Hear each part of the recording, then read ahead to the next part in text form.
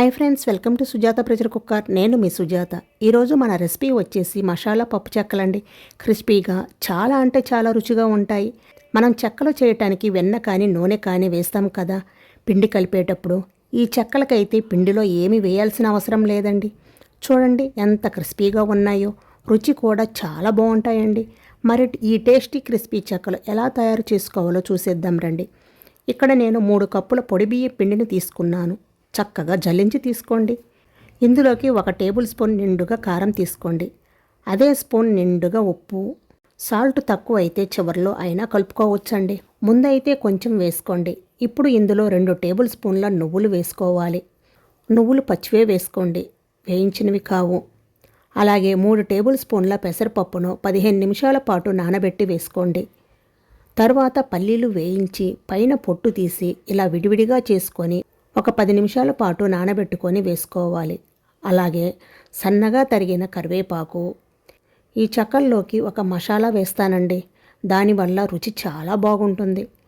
రెగ్యులర్గా మనం తినే చెక్కల కంటే కూడా డిఫరెంట్గా చాలా బాగుంటాయండి. ఫస్ట్ ఎలా తయారు చేసుకోవాలో చూద్దాం.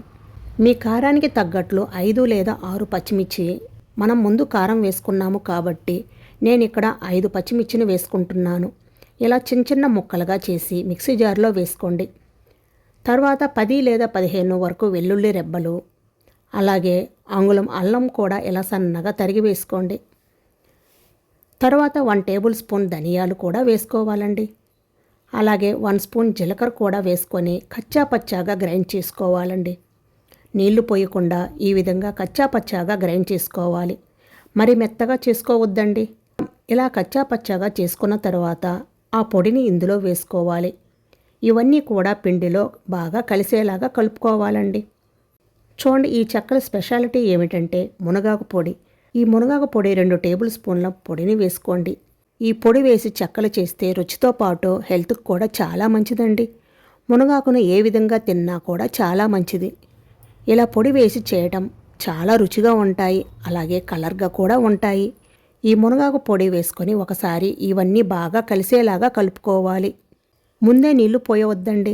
ఇవన్నీ కూడా బాగా పిండిలో కలిసేలాగా కలుపుకోవాలి.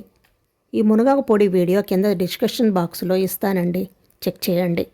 ఈ మునగాకు పొడి వేసుకొని ఒకసారి ఇవన్నీ బాగా కలిసేలాగా కలుపుకోండి. ముందే నీళ్లు పోయవద్దు. ఇవన్నీ కూడా బాగా పిండిలో కలిసేలాగా కలుపుకోవాలి. కొంచెం గట్టిగా ప్రెస్ చేస్తూ కలుపుకోవాలండి. చూడండి, ఈ విధంగా రబ్ చేస్తూ గట్టిగా ప్రెస్ చేస్తూ కలుపుకోవాలి. అప్పుడే మనకి చెక్కలు గుల్లగా వస్తాయండి.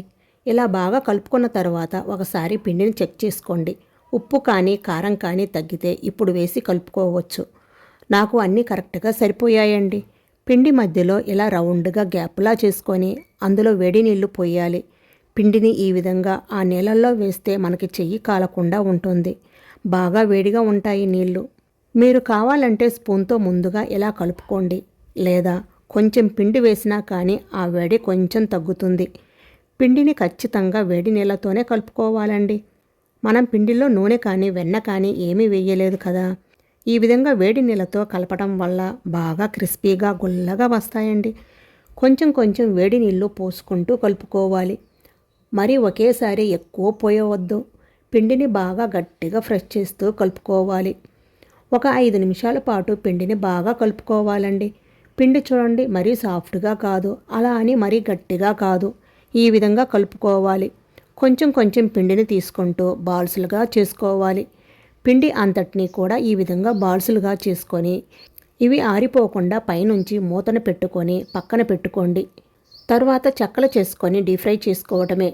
ఇక్కడ చెక్కలు చేసే బిట్ మిస్ అయిందండి, అందుకే చెప్తున్నాను. పూరి ప్లస్ ఉంటే దానిపైన పాలిథిన్ కవర్ పెట్టి కొంచెం ఆయిల్ గ్రీజ్ చేసి ఒక ఉండను పెట్టి ఫ్రెష్ చేస్తే మనకి పప్పు చెక్క పలచగా వస్తుంది. అలా చేసుకున్న వాటిని డీప్ ఫ్రైకి సరిపడా నూనెను పెట్టుకొని ఆయిల్ బాగా కాగిన తర్వాత ఇప్పుడు నిదానంగా ఒక్కొక్కటి వేసుకోవాలి. ముందు వేసింది పైకి వచ్చాక మరొకటి వేసుకోవాలండి. నూనెకు సరిపడా వేసుకోండి. అలాగే ఫ్లేమ్ని కూడా మీడియంలో పెట్టుకొని ఉండాలి. ముందు వచ్చింది పైకి వచ్చాకనే మరొకటి వేసుకోండి. మీడియం ఫ్లేమ్లో ఒకవైపు కాలనివ్వాలి. ఒకవైపు కాలిన తర్వాత రెండో వైపుకు తిప్పుకోవాలండి. ఈ విధంగా అటు ఇటు తిప్పుకుంటూ నూనెలో వచ్చే నురుగులు కొంచెం తగ్గే అంతవరకు కాలనిచ్చి తీసేయటమే. చూడండి ఎంత బాగా వచ్చాయో కదా చెక్కలు. ఇదే విధంగా మిగిలిన చెక్కలు అన్నీ కూడా కాల్చుకోవాలి. అంతేనండి చెక్కలు. చెక్క గారెలు, చెక్క అప్పాలు అంటారు. టేస్ట్ అయితే చాలా బాగుంటాయండి. చాలా క్రిస్పీగా రుచిగా ఉంటాయి. వేడి తగ్గినప్పుడు ఎయిటెడ్ బాక్స్లో స్టోర్ చేసుకుంటే నెల రోజుల పాటు కూడా ఇవి ఇంతే క్రిస్పీగా ఉంటాయండి. మరి ఇంకెందుకు ఆలస్యం, మీరు కూడా తప్పకుండా ట్రై చేయండి. ట్రై చేసి మీకు ఎలా వచ్చినా మీ ఫీడ్బ్యాక్ని నాకు కామెంట్ రూపంలో తప్పకుండా తెలియచేయండి. వీడియో నచ్చితే లైక్ చేయండి. మీ ఫ్రెండ్స్కి, మీ ఫ్యామిలీ మెంబర్స్కి షేర్ చేయండి. ఓకే ఫ్రెండ్స్, మరిన్ని టేస్టీ అండ్ సింపుల్ రెసిపీస్ కోసం సుజాత ప్రెషర్ కుక్కర్ని తప్పకుండా సబ్స్క్రైబ్ చేసుకోండి. Thank you for watching.